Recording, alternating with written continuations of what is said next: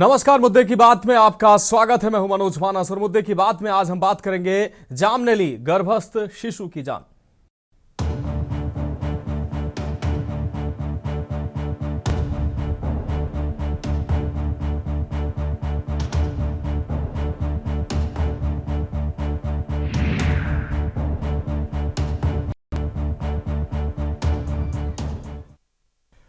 उत्तर प्रदेश के कानपुर हमीरपुर सागर राष्ट्रीय राजमार्ग नेशनल 34 पर लगा 26 घंटे का भीषण जाम। एक मासूम की जिंदगी निकल गया। गर्भ में पल रहा नवजात व्यवस्था की भेंट चढ़ गया, जो समय पर रास्ता और इलाज नहीं दे सकी। प्रसव पीड़ा से तड़पती गर्भवती महिला एंबुलेंस में ही मदद की गुहार लगाती रही, लेकिन जाम ने उसे जिला अस्पताल तक समय पर पहुंचने नहीं दिया।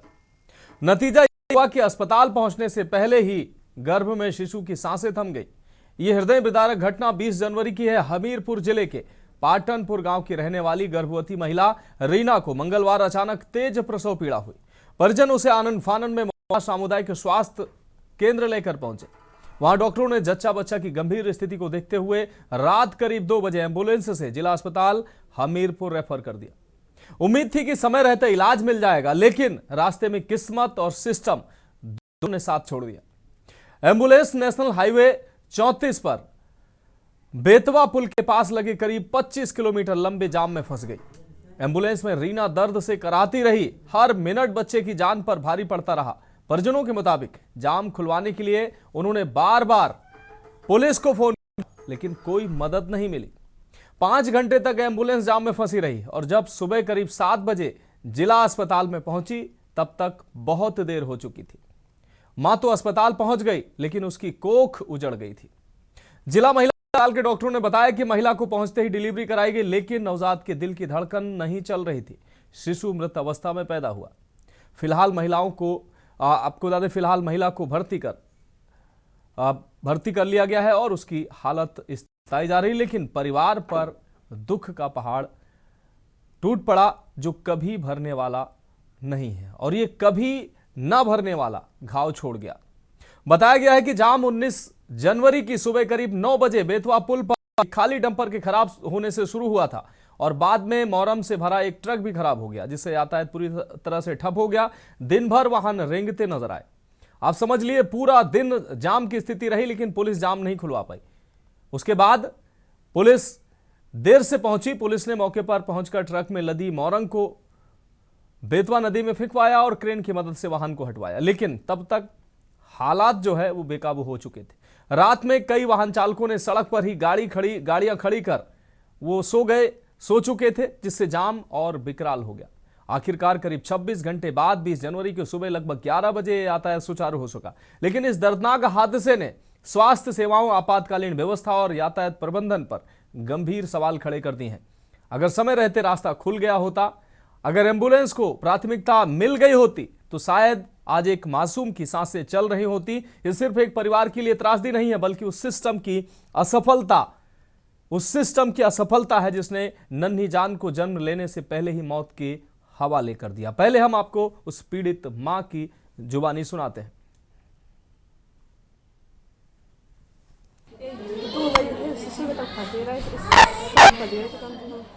क्या कुछ हुआ था? कहाँ से आ रही थी?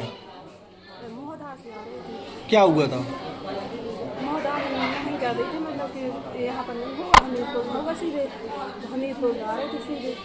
एम्बुलेंस से आ रही थी? हाँ, एम्बुलेंस से आ रहे थे। तो जाम में कितनी देर फंसी रही आप?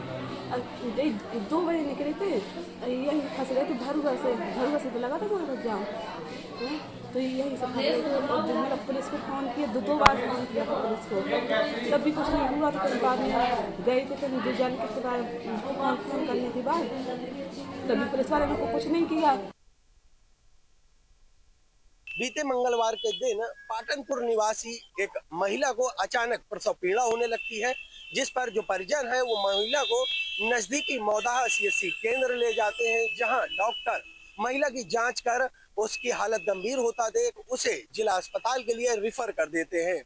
लेकिन मंगलवार के दिन हमीरपुर से होकर गुजरने वाले नेशनल हाईवे 34 पर भीषण जाम लगा हुआ था, जिस कारण महिला को जिला अस्पताल पहुंचने में लगभग 5 घंटे से ज्यादा लग जाते हैं। जब महिला जिला अस्पताल हमीरपुर पहुंचती है तो जो डॉक्टर है जांच करने के बाद महिला के गर्भ में पल रहे शिशु को मृत घोषित कर देते हैं। तो कहीं कहीं महिला का जो शिशु की मौत हुई है उसका एक बड़ा कारण जाम को माना जा रहा है। तो एक नवजात जो धरती पर आने से पहले ही उसकी मौत हो गई, ये बड़े सवाल छोड़ गया कि आखिर हमारी यातायात व्यवस्थाएं किस तरीके से हैं। और इस गंभीर विषय पर चर्चा के लिए हमारे साथ खास मेहमान जुड़ चुके हैं और कुछ जिलों से हमारे संवाददाता भी जुड़े हुए हैं। सिद्धार्थ द्विवेदी हमीरपुर से हमारे संवाददाता जुड़, मोहित पांडे कानपुर से हमारे संवाददाता जुड़ चुके हैं, सुधीर शर्मा पूर्व ट्रैफिक अधिकारी हमारे साथ जुड़ने वाले हैं, रीता मित्तल समाज से भी हमारे साथ जुड़ गई हैं। सबसे पहले अपने संवाददाताओं का रुख कर लेते हैं। रीता मित्तल जी, आपका चर्चा में बहुत स्वागत करते हुए सिद्धार्थ हम आपका रुख कर रहे हैं। सिद्धार्थ, एक नवजात जो धरती पर पैदा होने से पहले ही सिस्टम की भेंट चढ़ गया, अगर एम्बुलेंस समय से अस्पताल पहुंच जाती तो शायद उस मासूम की सांसें चल रही होती और वो शायद जिंदा जन्म ले पाता, लेकिन कहीं ना कहीं सिस्टम की लापरवाही, यातायात प्रबंधन की अव्यवस्था ने उस मासूम की जान ले ली। क्या कुछ अहम अपडेट इस दौरान सामने आया? हाँ जी मनोज, बिल्कुल, क्योंकि हमीरपुर में वर्तमान जो स्थिति है वो बेहद ही जर्जर हो चुकी है। ये बात करें यातायात व्यवस्था की तो बेहद ही जो भी यातायात पुलिसकर्मी हैं वो अपने ड्यूटी पॉइंट में नादारत हमेशा नजर आते हैं। तो वहीं जो उनके ट्रैफिक इंचार्ज है उनकी भी बड़ी खामियां देखने को मिलती हैं। बात करें नेशनल हाईवे की तो ये जो जाम की समस्या है ये आए दिन की हो चुकी है। ऐसा ही कुछ मामला मंगलवार को देखने को मिला जब एक गर्भवती महिला को मौदाहा सीएचसी से हमीरपुर के लिए रेफर किया गया। जो मौदाहा से हमीरपुर की दूरी वो लगभग 30 किलोमीटर के आसपास है, जो अमूमन 10 मिनट का रास्ता होता है, लेकिन ये जाम की वजह से महिला को जिला अस्पताल आने में कई घंटे लग गए। जब महिला जिला अस्पताल पहुंचती है, जो डॉक्टर है उसकी जांच कर उसके गर्भ में पल रहे जो शिशु है उसे मृत घोषित कर देते हैं, जिसके बाद जो परिवार है माथे पर दुखों का पहाड़ टूट पड़ता है। परिवार के जो पारिवारिक जन है रो रो कर बुरा हाल हो जाता है। वहीं जो महिला उसकी भी ये जानकारी पाने के बाद हालत बिगड़ जाती है। ऐसे में समझा जा सकता है जो जिम्मेदार हैं, जिनकी जिम्मेदारी थी कि जो नेशनल हाईवे है उसका खुलवाए, लोगों की परेशानियां कम करें, लेकिन कहीं ना कहीं जो जिम्मेदार हैं वो लापरवाही बरतते हुए नजर आए हैं। बात करें हमीरपुर से होकर गुजरने वाले नेशनल हाईवे 34 की तो इस पर दो पुल पड़ते हैं, यमुना और बेतवा। हमीरपुर जनपद जो है वो यमुना और बेतवा नदी के बीच में बसा हुआ। तो ऐसे में कई बार देखा जाता है जो मोरंग के ओवरलोड ट्रक है वो अक्सर इन्हीं पुलों पर खराब हो जाते हैं, जिसके कारण घंटों तक कई किलोमीटर लंबा जाम देखने को मिलता है। और जिस जाम की सूचना पुलिस को भी दी जाती है, ट्रैफिक विभाग को भी दी जाती है, लेकिन जो भी जिम्मेदार हैं इसके वो कभी भी इस बात की सुध नहीं लेते, ना ही जाम को खुलवाने के लिए पहुंचते हैं। इक्का दुक्का जो होमगार्ड हैं या सिपाही हैं उनको महज खाना पूर्ति के लिए पुलों पे जाम खुलवाने के लिए भेज दिया जाता है। तो ऐसे में समझा जा सकता है जो ये बच्चा की मौत हुई है ये बड़ा कारण है जो जिम्मेदार है उनकी लापरवाही का। जी सिद्धार्थ, अगर बात करें 19 तारीख सुबह 9 बजे से ये जाम शुरू हुआ था और 20 तारीख को 11 बजे ये जाम खत्म हो पाया है, कितनी उदासीन ट्रैफिक पुलिस और यातायात कितना उदासीन नजर आया। लगभग 24 घंटे से ज्यादा का समय इतना लंबा जाम लगता रहा, अधिकारी आंख मूंदे बैठे रहे। और जब ये सेंसिटिव पॉइंट है, यहां जाम की स्थिति बनी रहती है, लोगों को तमाम दिक्कतें होती हैं, ऐसे एम्बुलेंस फंस सकती हैं, इसको जानते समझते हुए भी प्रशासन आंखें मूंदे बैठा रहा और जिसकी वजह से एक मासूम को अपनी जान देकर उसकी कीमत चुकानी पड़ी। जी मनोज, ये जो जाम है लगभग कई घंटे और इसकी सूचना बाकायदा जो आला अधिकारी हैं, चाहे पुलिस विभाग के या ट्रैफिक विभाग के, दोनों को ही थी। लेकिन जब जाम की सूचना पाई गई तो जो सदर कोतवाली है सिर्फ वहां के कुछ सिपाहियों को इस जाम को खुलवाने के लिए भेज दिया गया। माना जा रहा है कि जो केवल खाना पूर्ति करते हुए दिखाई पड़ रहे थे, कहीं भी यातायात का कोई भी कर्मी दिखाई नहीं पड़ा। ऐसे में जो यातायात पुलिसकर्मी उन पर काफी सवाल उठ खड़े हो रहे हैं। इसी जाम में एक कवरेज के दौरान जब हम लोग सुमेरपुर में थे और यही जाम लगा हुआ था, जिस कारण हमको भी महज 15 मीटर का जो रास्ता था उसको तय करने में 6 घंटे लग गए थे मनोज। तो जो जाम था वो लगभग माना जा रहा है कि मौदाहा से घाटमपुर तक पहुंच चुका था। ऐसे में जो कानपुर के यातायात व्यवस्था वो तो सुचारू रूप से जो कर्मचारी है वो तो काम करते हुए रहा है, लेकिन जो हमीरपुर के आला अधिकारी थे उन्होंने एक बड़ी लापरवाही बरती, जिस कारण जो स्कूली बच्चे हैं या एम्बुलेंस है ये सभी इसी जाम में घंटों फंसे रहे और निकलने की जहमत करते रहे, जिस पर जो एम्बुलेंस के अंदर परिजन थे या बच्चे थे, कई लोगों ने भी पुलिस को कॉल, यातायात को फोन किया, अधिकारियों को फोन किया, अवगत कराया गया कि जाम खुलवाया जाए, लेकिन जो अधिकारी थे उन्होंने कहीं भी इस बात की सुध नहीं ली और इसी जाम के कारण इस नवजात शिशु की मौत हो गई। ठीक है, अब सिद्धार्थ आप जुड़े रहिए हमारे साथ मोहित पांडे कानपुर से जुड़े हुए हैं। मोहित, हमीरपुर कानपुर नेशनल हाईवे पर जाम की वजह से एक मासूम की जान चली गई, जमीन पर धरती पर आने से पहले ही उसकी मौत हो गई। कानपुर में हर दिन आए दिन जाम की स्थिति बनी रहती है, कल की बात आज की बात करें, हर दिन यही स्थिति रहती है। जाम से पूरा शहर जूझता रहा और अधिकारी है कि बैठकों में व्यस्त रहे, बैठक करते नजर आए, लेकिन जनता जाम की झाम में त्रस्त है, परेशान है, इससे किसी को कोई लेना देना नहीं। मनोज जी, मैं आपको बता दूं कि कानपुर शहर में सबसे बड़ी अगर समस्या है तो वो है जाम की। तो लगातार शहर के प्रमुख चौराहों पे जाम की समस्या बनी रहती है और आड़े तिरछे, चाहे वो ई रिक्शा हो, वो टेम्पो है, चाहे वो ऑटो वाले, लगातार जो है लगातार जो आड़े तिरछे ई रिक्शा खड़े रहते हैं, उनको लेकर जाम की समस्या लगातार कानपुर शहर में बनी रहती है। अगर किसी व्यक्ति को अगर इमरजेंसी हो गई, किसी अस्पताल जाना है, जल्दी जाना है, तो जाम की अस्पताल नहीं पहुंच सकता है। और सबसे बड़ी समस्या तो मैं आपको बता दूं कि कानपुर के घंटाघर प्रमुख चौराहा है, जहाँ से 4 चौराहे निकलते हैं, एक जाता है साउथ जोन में, एक जाता है ईस्ट जोन में, एक जाता है नॉर्थ ईस्ट जोन में। लगातार कानपुर में घंटाघर में जाम की समस्या बनी रहती है। जो अधिकारी है वो लगातार मीटिंग तो करते हैं, लगातार जाम की समस्याओं को लेकर बैठक तो करते हैं, लेकिन जमीनी हकीकत की अगर बात करी जाए तो सारे दावे खोखले साबित होते हैं। और इसको लेकर तो कानपुर के जो शहरवासी हैं वो लगातार जाम की समस्या से परेशान रहते हैं।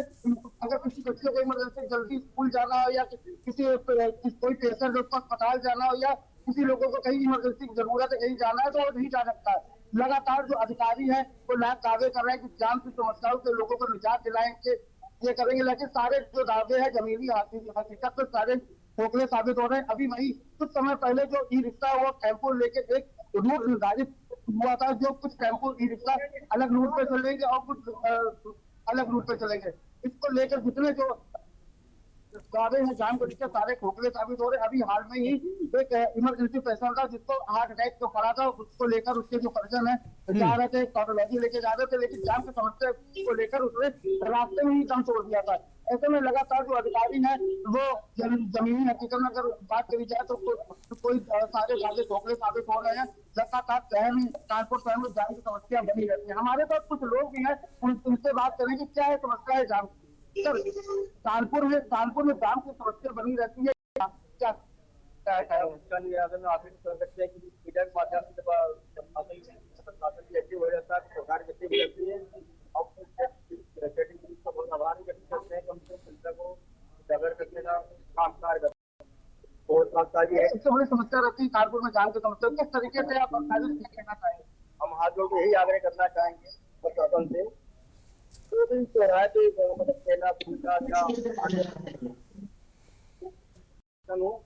जनता के लिए मतलब कि हम अपने परिजनों को लेकर पहुंचते रास्ते में हम बाहर बैठे यही हाथ जोड़ के। हमारे पास कुछ और भी लोग हैं, आइए जानते हैं इनका क्या कहना है कानपुर के एग्जाम को लेकर। सर, क्या नाम है आपका? पंकज, ये बताइए कि कानपुर में सबसे बड़ी समस्या जाम को लेकर क्या कहेंगे कानपुर के जाम को लेकर? प्रशासन एक्टिव होगा तो प्रशासन सरकार अपना अच्छी तरीके से करेगा, अच्छी तरीके से। कभी कभी देखा जाता है कि जो अधिकारी हैं दावे करते हैं कि जाम की समस्या पर लोगों को निजात दिलाएंगे, क्या कहेंगे उन दावों को? देखिए, सरकार तो अपने दावे अच्छी तरीके से निभा रही है, परंतु यहाँ पर प्रशासन अच्छी तरीके से निभाएगा तो तंजीब होगा अच्छा। बिल्कुल मोहित, लोग जो है निश्चित रूप से इस जाम के झाम में परेशान हो रहे हैं, लेकिन जो है जिम्मेदार जो है वो आंखें मूंद कर बैठे हुए हैं और ये बड़े सवाल खड़ा करता है। हमारे साथ रीता मित्तल जी जुड़ी हुई हैं, उनके पास जाएंगे, लेकिन उससे पहले एक बहुत छोटे से ब्रेक का वक्त है।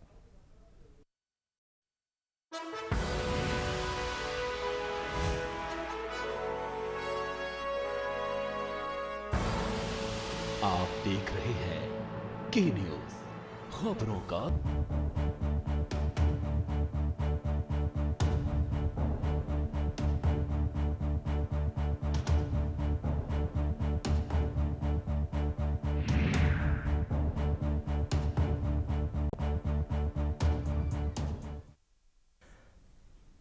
तो ब्रेक के बाद हमारी खास पेशकश में एक बार फिर से आपका स्वागत है। हम बात कर रहे हैं जाम ने ली गर्भस्थ शिशु की जान और सीधे चर्चा का रुख कर रहे हैं। रीता मित्तल जी समाजसेवी हमारे साथ जुड़े हुए। रीता जी, हम आपका रुख कर रहे हैं। रीता जी, एक मासूम जिंदगी जो धरती पर आने से पहले ही सिस्टम की अव्यवस्था ने उसकी जान ले ली। एक माँ जो प्रसव पीड़ा से तड़पती रही और 5 से 6 घंटे एम्बुलेंस में फंसी रही, अधिकारियों को, पुलिस कर्मियों को फोन घुमाती रही, तमाम तरीके के प्रयास किए, लेकिन वो एम्बुलेंस आगे बढ़ नहीं सकी और समय से अस्पताल ना पहुंचने की वजह से एक मासूम जिसको जन्म लेना था वो गर्भ में ही उसकी मौत हो गई। कैसी संवेदनाएं मर गई हैं। ये व्यवस्था का डंका पीटने वाले जो लोग हैं, क्या ऐसी तस्वीरें उनको दिखाई नहीं देती हैं? रीता जी, सबसे पहले तो जो आज आप ये घटना कह रहे हैं हमीरपुर वाली, वाकई में एक दिल को झकझोर देने वाली घटना है। क्योंकि एक माँ अपने जब बच्चा उसका पैदा होने वाला होता है तो वो उसके दिमाग में कितने सपने होते हैं कि मेरा बच्चा होगा, पैदा होगा, उसको मैं ये करूंगी। उसके जितने सारे सपनों को इन्होंने जरा सी देर में खत्म कर दिया। क्योंकि जब अगर हमारा NH-34 मैं पिछले करीब 30 वर्षों से देखती आ रही हूँ कि कानपुर में व्यवस्था जो है बहुत अच्छी नहीं है। लगातार जाम की व्यवस्था से हम लोगों को जूझना पड़ता है। तो इस चीज को गवर्नमेंट को भी, मैं तो कहती हूँ कि जो NH-34 के जो राष्ट्रीय मार्ग है बना है, इसके अधिकारी को कोई ना जो है स्पेशल कॉरिडोर बनाना चाहिए था, जो इमरजेंसी कॉरिडोर होना चाहिए था, ताकि कोई समस्या नहीं होती। पर आप ये सोचिए कि एक माँ उसका बच्चा जन्म भी नहीं ले पाया और वो जब ही पेट के अंदर खत्म हो गया, तो इसके लिए तो पूरी जिम्मेदार हमारे वो भी है, मतलब क्या कहेंगे, ट्रैफिक पुलिस वाले की बहुत ज्यादा वो है कि देखना चाहिए। अगर ऐसे इमरजेंसी केस होते हैं उनके लिए रास्ता अलग बनाना चाहिए इस तरह से। क्योंकि एक बच्चा पैदा नहीं हुआ और इसके साथ ये कुछ हो गया, और उस माँ की, उस परिवार की स्थिति इतनी दयनीय होगी इस समय। वो सोच सोच के मन बड़ा अजीब सा हो रहा है कि जो हमारे आने वाले बच्चे हैं वो पहले ही अंदर ही खत्म हो गया। वो सिर्फ व्यवस्था की वजह से। जाम की व्यवस्था का जरूर होना चाहिए निराकरण। हर जिले में इस समय जाम हो रहा है, जाम के लिए बहुत देखना की जरूरत है। और रीता जी, जिस प्रकार से इस घटना ने न सिर्फ यातायात व्यवस्था, यातायात प्रबंधन की व्यवस्था की पोल खोल दी है, बल्कि इमरजेंसी जो सेवाएं हैं, किस तरह से वो समय पर न पहुंचने की वजह से लोगों की जान जाती है, वो भी साफ तौर पर सामने आ गया। वो तो बिल्कुल सही है कि अगर इनको जब भी सेवा वहीं मिल जाती है, उसी अस्पताल से दूसरी जगह नहीं रेफर करते, कम वहीं पे देखते। ऐसे हमारे मेडिकल डिपार्टमेंट को ये देखना चाहिए कहाँ हमारे इमरजेंसी सेवाएं कैसी हैं, उस पर पूरा ध्यान देना चाहिए। क्योंकि कोई भी बच्चा पैदा होने से पहले उसकी ये स्थिति हो जाए, उस घर की आप स्थिति कैसे सोचिए कितनी दयनीय होगी। मतलब कि मैं सोच के और मन अजीब सा हो रहा है कि क्या हालत होगी। तो इस पर शासन को भी ध्यान देना चाहिए कि हर जिले के जितने भी जिला अस्पताल हैं उन पर स्थिति बहुत अच्छी होनी चाहिए। उनकी जो है देख रेख जो भी अगर होती है, बच्चे वाले जो हॉस्पिटल होते हैं उनमें भी बहुत ध्यान रखना चाहिए। डॉक्टर्स को इस तरह से उनको रेफर नहीं करना चाहिए। पहले अपने यहाँ व्यवस्था सुधारिए, जबकि शासन तो ये कह रहा है इस समय कि हमारी व्यवस्था बहुत अच्छी चल रही है, क्योंकि मेडिकल व्यवस्था कोई खराब नहीं चल रही है। पर किसी किसी जिले की बात सुनने में आता है तो ये तो बड़ी गंभीर व्यवस्था। बिल्कुल रीता जी, अगर देखा जाए एक तरफ अस्पताल की अव्यवस्था, जहां से अस्पताल की व्यवस्था ने साथ नहीं दिया, जिसकी वजह से उसको दूसरे अस्पताल जाना पड़ा। उसके बाद वहां की असंवेदनशीलता देख लीजिए। सुबह 9 बजे से जाम लगता है, अगले दिन 11 बजे जाम खुलता है। कितने लोग इसमें, ये एक घटना सामने आई, न जाने कितने लोग इस अव्यवस्था का शिकार हुए होंगे और हर दिन इस अव्यवस्था का शिकार होते हैं। लेकिन जिम्मेदारों की आंख नहीं खुलती है। लोगों की जान जा रही है लेकिन जिम्मेदारों की आंख नहीं खुलती है। ये तो एक घटना हुई है बच्चे वाली। इसमें जो आपने कहा 24 घंटे जाम लगा रहा है, उसमें तो पता नहीं कितने लोगों को कितनी परेशानी होगी। कोई आदमी किसी जगह जाना चाहता है, किसी को कुछ अटेंड करना है, कोई बीमार है, किसी की हेल्थ सही नहीं है, और उसको अगर जाम में 22 घंटे फंस जाएगा तो उसे खाना पानी, चाहे बच्चे छोटे भी हो बुजुर्ग भी उसके अंदर मतलब निकलते हैं रास्ते से, तो इसमें बहुत ज्यादा परेशानी पड़ती है। ये तो एक घटना हुई है इसलिए हमको दिख रहा है, इसमें हजारों लोग इसके अंदर परेशान होंगे। तो NHA को पूरी जो अपनी ट्रैफिक पुलिस है उसको अपनी व्यवस्था का जाम के लिए रखना चाहिए। जाम नहीं होना चाहिए। हमारे मार्ग तो लगातार बनते चले जा रहे हैं, पर जाम की स्थिति वहीं की वहीं बनी हुई है। तो बिल्कुल जी। रीता जी, आप जुड़े रहिए। एक बार फिर से सिद्धार्थ, हम आपका रुख कर रहे हैं। सिद्धार्थ, नो एंट्री के नाम पर भी इन ट्रकों, डंपरों को रोक लिया जाता है, जिससे कई किलोमीटर का जाम लग जाता है। क्या ऐसे जाम से लोग प्रभावित नहीं होते हैं? इसके लिए प्रशासन कोई इंतजाम नहीं करता है कि आखिर ये नो एंट्री की व्यवस्था की जाए?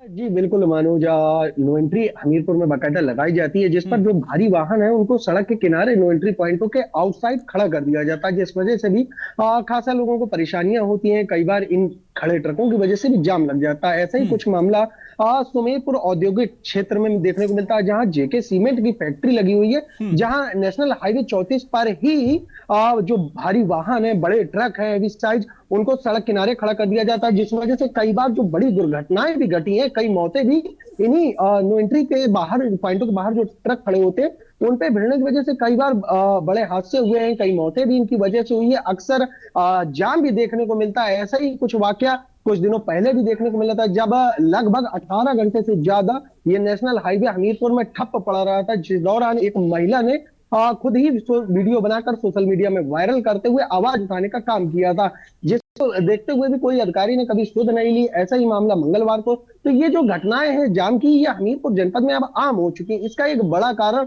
सड़कों को भी माना जा रहा है कि जो सड़कें हैं उन पर ट्रैफिक तो बढ़ गया है, लेकिन उनका भी चौड़ीकरण नहीं हुआ। आपको जो नेशनल हाईवे हमीरपुर से होकर गुजरता है, ये अभी केवल डबल लाइन है, और जो इस पे ट्रैफिक है वो 6 लाइन के बराबर चल रहा है। जो ट्रकों की आवाजाही है वो लगभग 10,000 ट्रकों के आसपास पर डे पहुंच चुकी है।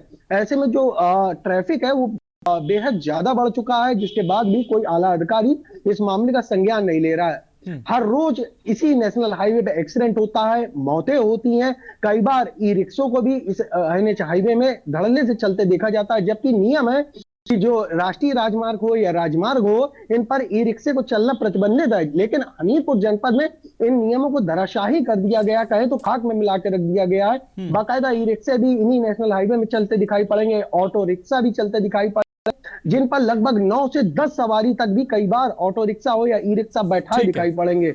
ऐसा ही कुछ एक्सीडेंट स्टेट हाईवे में भी देखने को मिला, जहां सरकारी बसें कुछ दिन पहले क्षतिग्रस्त हुई, जिसमें कई लोग घायल हुए। तो जो जाम है या दुर्घटना है, यह हमीरपुर में अब आम हो चुकी है, और कोई भी अधिकारी इनकी सुध नहीं लेना चाहता। ठीक है मनोज। ठीक है, सिद्धार्थ जुड़े रहे। रीता जी, हम आपके पास एक बार फिर से आएंगे। रीता जी, प्रशासन की अनदेखी, ट्रैफिक विभाग की अनदेखी, यातायात प्रबंधन की अव्यवस्था से आए दिन लोग जूझते हैं, लेकिन कई बार ऐसा देखा जाता है कि लोग, जो आम नागरिक हैं, वो अपनी सामाजिक जिम्मेदारी को भी बखूबी नहीं निभाते हैं। कई घटनाएं ऐसी सामने आई हैं कि एम्बुलेंस जाम में फंसी होती है, उसको रास्ता नहीं देते हैं, आम व्यक्ति रास्ता नहीं देते हैं। ठीक है, प्रशासन तो जिम्मेदार उसको ठहराया ही जाएगा, लेकिन आम लोग जो अपनी सामाजिक जिम्मेदारी है उससे भी मुंह मोड़ लेते हैं, जिसकी वजह से भी कई बार घटनाएं सामने आती हैं। आम लोगों के अंदर इसको लेकर एक जागरूकता होनी चाहिए कि एम्बुलेंस में किस तरीके से, जिनकी बहुत ही रेयर स्थिति में जिनकी जान होती है, बहुत ही संवेदनशील स्थिति होती है, उस स्थिति में उनको कम से कम रास्ता देना चाहिए। लोगों को भी अपनी जिम्मेदारी का निर्वहन करना चाहिए। बात बहुत सही है, क्योंकि हम लोग प्रशासन को तो दे देते हैं कि साहब दोष की ये हो, तो अपने नागरिक जो कर्तव्य होते हैं उसका पालन नहीं करते। हम लोग गाड़ियां चलाते हैं, मान लीजिए, तो भी कभी लाइन तोड़ देते हैं, कभी कोई गाड़ी पीछे से मोड़ने लगता है। इस तरह से जैसे ई रिक्शा आ गई और आपके स्कूटर्स भी आ जाते हैं, और जो पैदल चलने वाले यात्री हैं वो भी कभी में आके बीच में खड़े हो जाते हैं, उससे भी रास्ता हेल्ड होता है। और ये नहीं कि उनको अपना एक लाइन में साइड में चलना चाहिए। तो ये हम लोगों को जो है कहते हैं कि हमारे इसको प्रशासन को, साथ साथ में जो हमारे ट्रैफिक पुलिस है, इनको ये अवेयरनेस, जागरूकता वाली जो कुछ रैलियां करानी चाहिए कि सब चीजें याद रखें। कुछ लोग जैसे कहा अपने स्कूटर वाले, इवन वो भी हेलमेट भी नहीं कभी कभी पहनते हैं, वो भी एक्सीडेंट हो जाते हैं। तो जो एक्सीडेंट में होते हैं, कोई भी चीज होती है, वो सब हम सब, ये खाली प्रशासन इसमें नहीं है, साथ साथ हम लोगों का सबका कर्तव्य है। लोग भारत के नागरिक हैं, तो हम लोग को अपने कर्तव्यों का ध्यान रख करके ये सब चीज देना चाहिए। अगर कोई एम्बुलेंस जा रही है तो उसको रास्ता देना चाहिए। और हर आदमी अपनी जल्दी में होता है, सोचता मैं क्यों दूं, मैं आगे निकल, ये जो एक दौड़ है कि मैं आगे निकल जाऊं सबसे गाड़ी को लेके, उससे भी रास्ता बहुत जाम होता है। बहुत शुक्रिया रीता जी, इस तमाम जानकारी के लिए, हमारे साथ चर्चा में जुड़ने के लिए, अपने महत्वपूर्ण विचार साझा करने के लिए। मोहित, आपका बहुत शुक्रिया। सिद्धार्थ द्विवेदी, आपका बहुत शुक्रिया। लेकिन सवाल यही है कि एक मासूम की जान जो है व्यवस्था के चलते चली गई। जिम्मेदारों को आंख का पानी, जिनकी आंख का पानी मर चुका है, कम से कम उनको सोचने की जरूरत है कि आखिर समय रहते अगर जाम को खुलवा लिया गया होता तो एक मासूम की जान बच गई होती। अपनी जिम्मेदारी को ऐसे कर्मचारी, अधिकारियों को निर्वहन करना चाहिए, ताकि ऐसे जो लोग हैं उनकी जिंदगी बचाई जा सके। साथ ही इमरजेंसी सेवाओं की उपलब्धता और उनको समय तक पहुंचने की भी जिम्मेदारी सुनिश्चित करनी चाहिए। लोगों को भी, आम लोगों को भी अपनी जिम्मेदारी, सामाजिक जिम्मेदारी समझनी चाहिए ताकि ऐसी घटनाओं की पुनरावृत्ति ना हो। फिलहाल इस खास चर्चा में अभी के लिए मेरे साथ इतना ही। मुझे दीजिए इजाजत और आप देखते रहिए के न्यूज़ इंडिया।